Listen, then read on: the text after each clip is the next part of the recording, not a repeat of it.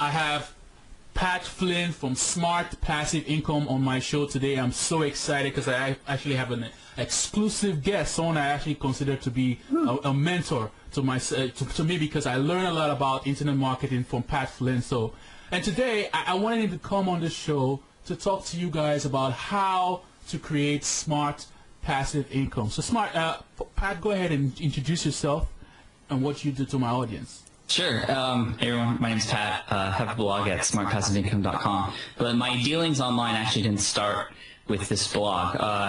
My first experience online actually goes way back to eBay and stuff, and I was selling like my baseball cards and stuff. And that's when I really started to understand how powerful the internet was, that I could sell my cards to someone all the way across the country. It was just amazing to me. So. Yeah. That's really when it started. But my story is I used to work a 9-to-5 job. I loved it. I graduated with an architecture degree from Berkeley, and I got a nice job. I was traveling around the United States working with high-end clients, and I really loved what I was doing. And I thought my life was all planned out for me, work till I was 65, retire, it was all lined up for me. But then the whole economy thing happened, and I lost my job. And it was tough. It was a tough moment for me, and I didn't really know what to do for a few days, and I was kind of struggling to figure out where my life was going, because the architecture industry was just terrible. I couldn't find another job at that moment. So I decided to research and see how possible it would be for me to do business online. Because I've had this experience with online before, just on eBay and stuff like that. I knew that there are ways to generate income online. I didn't want to go the eBay route, but so what happened was actually right before I got laid off, I started a blog, and it was a blog that I just used just for me. It's what I used to keep track of my notes for an exam I was taking, because I have to be honest with you, my handwriting is terrible, and I'm a really fast typer, and I can organize things on websites really easily. So I was using the blog to organize my notes for this exam. The exam was called the LEED exam. LEED, which stands for Leadership in Energy and Environmental Design. It's an exam that architects and buildings and designers take for green and sustainable buildings and stuff like that. But anyway, so as I was creating this blog, just for me, I noticed that after a few months, I checked the stats for it, and there were actually thousands of people around the world who were actually getting on my site as well. And it scared me at first, because I didn't write for these other people. I only wrote for me, but I guess they found me through Google, because I was using keywords and stuff that was all related to the exam. And they found me, and they were using my information. And at first I was scared, but then I was like, wow, I can help a lot of people take this exam, because there wasn't many websites like mine out there at the time. So I really consciously took a great effort to make sure the content on there was really good, and I created more tips and tricks and charts and all this stuff to help people pass that exam. And then I got laid off, and that's when I was like, hey, I have this blog, I'm getting a lot of traffic. I wasn't making money off of it at all. It was all free, because it felt really good to help people. Yeah. But then I needed the money to live and sustain. I was about to get married at the time. So I had to support a family as well. So I was like, okay, well, I heard that if you have a website and you get traffic there, you can make money off of it somehow. So at first what I did was I put Google AdSense on it. I don't know if you know what AdSense is, but you can, get clicks and get money based on advertising clicks on your site. So I did that. In my first month, I think I made like $30, and I was like, this is awesome, because you just put those codes on your site, and then you get clicks, and then you get money. And I was like, wow, $30, that's awesome. But it definitely wasn't enough to sustain a living. Yeah. And then I joined some different mastermind groups. I did a lot of research online, and I asked so many people, so many mentors and admirers I had online, just what to do, what can I do, what do you do that works, and I tried to implement a lot of those strategies. So from AdSense, I went to selling little advertising blocks on my website, to companies privately. So I was making maybe $200 to $300 a month off of each of those. So still, a really good amount of money. I was getting used to how doing stuff online works, getting used to search engines and keywords and traffic and PayPal and money and all this stuff. But, again, it wasn't anywhere near as the amount I was making when I was doing architecture. Yeah. So I gave myself, I said to myself, okay, I need I need to make a good living online. I'm going to give myself 3 months to just to do it, and if I don't do it, then I'm going to go back and look for another architecture job. So 3 months. 3 months, yeah. Wow. And I think that deadline was necessary because it forced me to really crush it and crank it out and really do, just go all out with it and make sure it happened. So what I did was I spent a month and a half writing an ebook based on a recommendation from some of my internet marketing friends that I met at the time. And I wrote that ebook. It was actually a study guide for that exam. In the first month that I put it on my website, I made $8,000 in that first month. Wow. And it was just a ridiculous feeling. That was more money than I had made ever at my architecture job. Wow. Yeah. So I was like, okay, this is amazing. This has got to be illegal or something because this can't be right. But, it was all legal stuff, and I then created an audiobook to go along with it. Mm-hmm. And once I had the audiobook going, I had 2 products, an audiobook and an ebook, and then I sold them together at a discount price. I was making $20,000 to $30,000 a month. Wow. So like just about half my income for half my year's salary at working 9-to-5 job in just a single month. So that's when I created smartpassiveincome.com to let people know that this stuff is for real. You can make money online doing legitimate things, helping people, which is what I'm all about. I'm not about the black hat strategies and trying to trick Google or anything like that, or trying to scam people. There's legit ways out there to make money, and that's everything I share online and what I do. And I try to write good content and help people out and show them the different strategies and tips and tricks that I use to create passive income streams just like that one. So I have a free ebook on my site, eBooks the Smart Way, which tells people exactly how I created my ebook for the lead exam and how you can too. I'm also exploring other passive income streams such as iPhone apps. We've been doing that lately.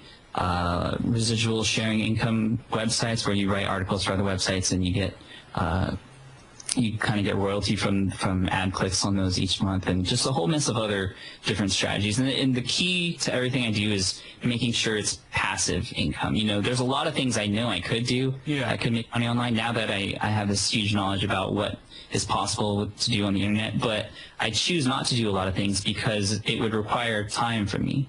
And what passive income is about is investing your time up front to create these systems and businesses so that you can kind of put it on autopilot and set it aside, and it continues to generate an income for you time and time and time again. So, I make money in my sleep. I don't like to say that because it sounds kind of scary, but while I'm sleeping, my website is live because it's up there 24 hours a day. It's available to anyone in the world who has a computer. So if they find me through Google or a recommendation from another person or whatever, my store, my online website is open to those people all the time, even while I'm sleeping. So with passive income, you don't have to trade your time for money. That's a really, really important thing. And with any ideas that I have with businesses online, I draw it out and just make sure that I can take myself out of the equation for the business to work. Yeah. If it involves me too much, I don't want to deal with it. And it might sound like I'm lazy, but I think I'm being smart in that way. That's why it's smart passiving. Yeah, and that's the thing I was trying to find out, because entrepreneurs have this thing where when they're starting out, they're doing all this work, and it feels like yes, it's producing some income, but if they stop the work, then nothing happens. So, like, my question now is, what steps do you think that small business owners that's trying to figure out how can they turn their income that they make into that smart passive income like you have?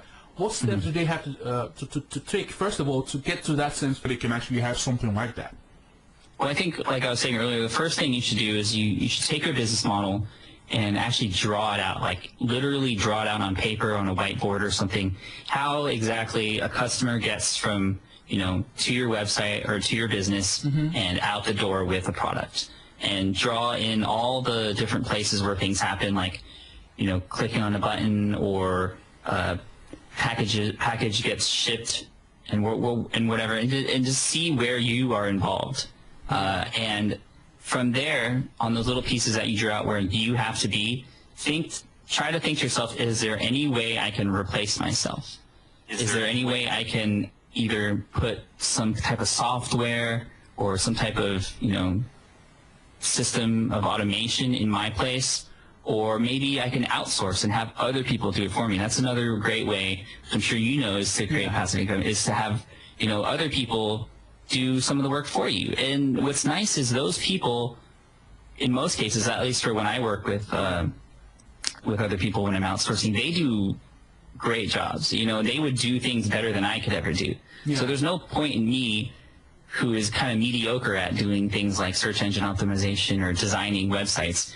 There's no point in me doing that if I can pay someone a little bit to do it at a much better job, do a much better job at it, and do it faster. Yeah. And then I can do the things that I enjoy doing or that I'm good at. I can do that stuff more. So, it's kind of like creating 2 or 3 of you at the same time, just with different skill sets. That's why outsourcing really works. So where in your business can you have where in your business can you automate either using software or people? Okay. So that's the first thing. And with software, I mean, for example, on my ebook site, greenexamacademy.com, which is where I sell that study guide, it's all automated. I never thought that was possible because, I always thought that, I had to have my hand in every part of the business just to make sure it was running right. But you kind of have to trust these systems. And I know it can be hard at first. But, for example, when customers come to my website and they check out my book and they buy it, they click the add to cart button and then they fill out their information. And then immediately when they click submit with, their credit card information, whatever, the service, well, I use eJunkie, but there's a lot of different other services out there that will automatically send an ebook or whatever electronic file that you have out to that person who bought it. So I don't even have to be present in order for a transaction to be filled. And again, it's important to realize that, this is an electronic product. If I do have the option of printing out an actual book and shipping it, but then again, that's part of the equation that I don't want to be in. I don't want to have to go to the post office and package something and ship it and then worry about tracking numbers and maybe it didn't get there on time or maybe it's damaged or something and I have to go back and get it back. It's just confusing. So, that's why I like dealing with electronic products and stuff like that. But in my business, when there is something that has to have a human involved, for instance, designing the website or a sales page or something, I do outsource it. So, like I said, I'm using software and people to help me in my businesses. Okay, and so how exactly do you, because I'm sure before you got to this point, you had to go through a whole mindset change of, how did you get to that point where you figured that your mindset changed and you said you want to get smart passive income as opposed to what you were used to? People go through different stages in their phase, and one thing that most entrepreneurs might have to face now is getting that right mindset to make them understand that the best thing to do is, yes, you do your regular way of making money, but then figure out other streams of income, maybe which might also be passive income. I'm trying to figure out, how did you get to that mindset? Well, it really starts with the end result and what I want, and that is your lifestyle. I looked at how I wanted to live.